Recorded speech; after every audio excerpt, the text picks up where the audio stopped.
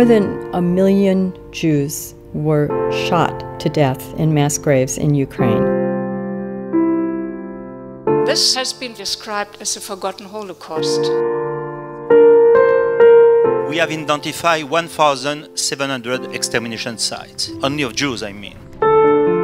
This is a place of terrible pages in Ukrainian history. Jews were killed for being Jewish. We will remember, and we will take the memory with us.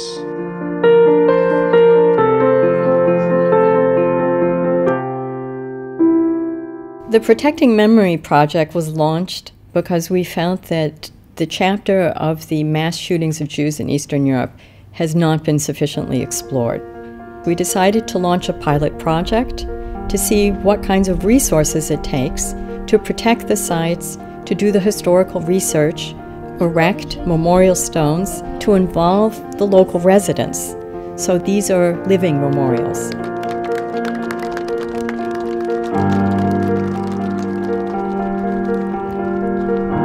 My grandmother's family and my relatives were killed in the Holocaust.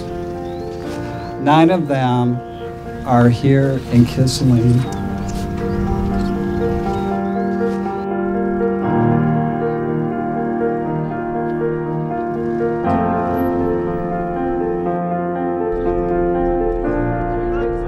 Rabaruska, 70 years ago, was a very small town.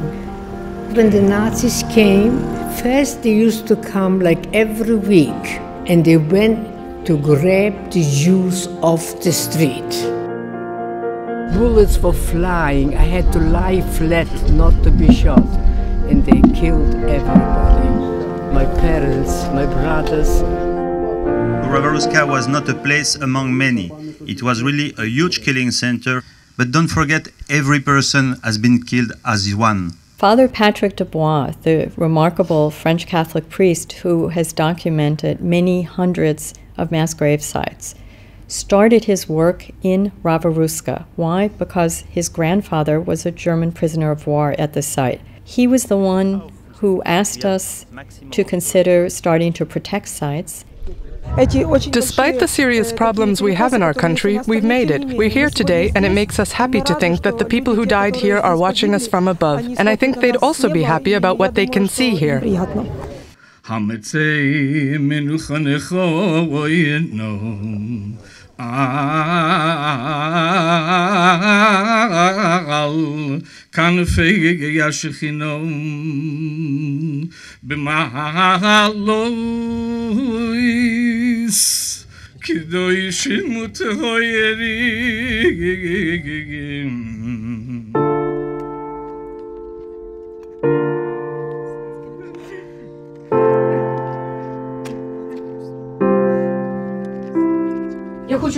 A people that so honors and remembers its past has a great future. That's why this pain touches our souls and our hearts, because today we are fighting for Ukraine's freedom.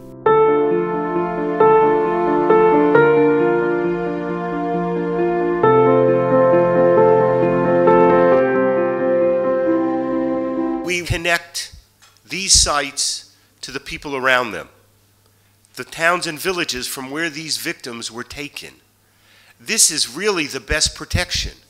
Not a fence, not a wall, but making it connected to them. It's part of their common history.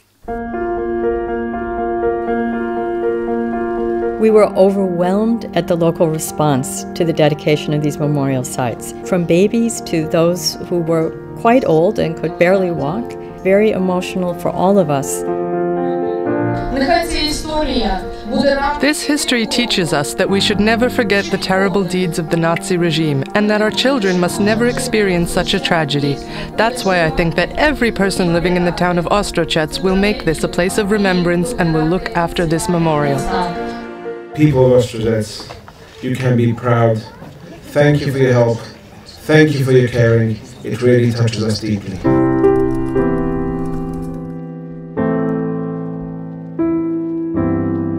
I call on your community, on your children and on your children's children, never to forget history and never to rewrite or whitewash the past. History is what it is, even when it's very tragic.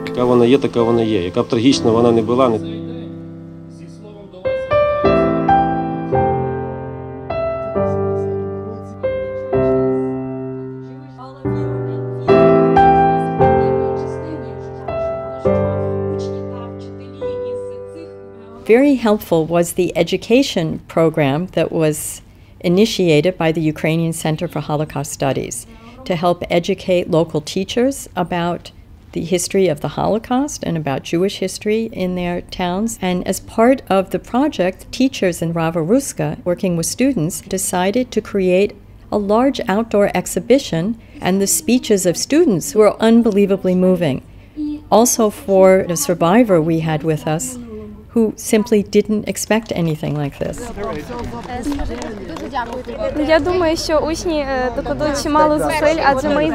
We will take care of this project in the future because it feels like it's our project that we did, and we will try to spread information to make other people interested. The history of Rava-Ruska is very closely connected to the Jewish population that once lived here. It is important not to forget.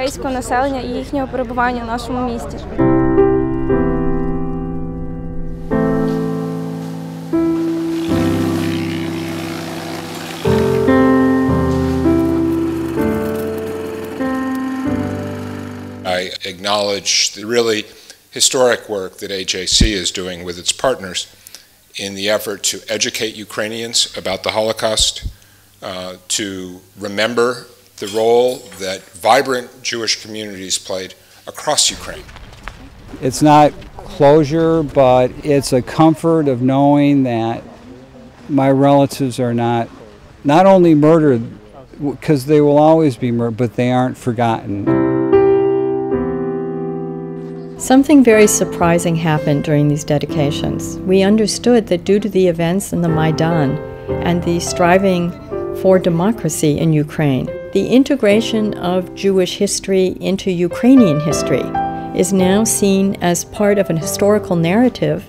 And indeed, in many of the speeches held by Ukrainian officials, they referred again and again to the path to democracy and the importance of acknowledging history and in acknowledging what happened to the Jews in Ukraine. Ukraine has a chance, maybe the last chance, I don't know, to integrate itself into the democratic world. And democratic world means that people are not afraid to speak about the past.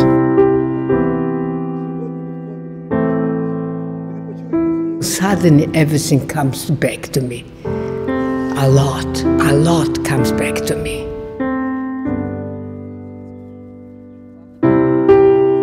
I never imagined I would meet American Jewish Committee who took this crazy initiative to protect these mass graves. Democracy depends on historical memory, and without these memorials, the history is invisible.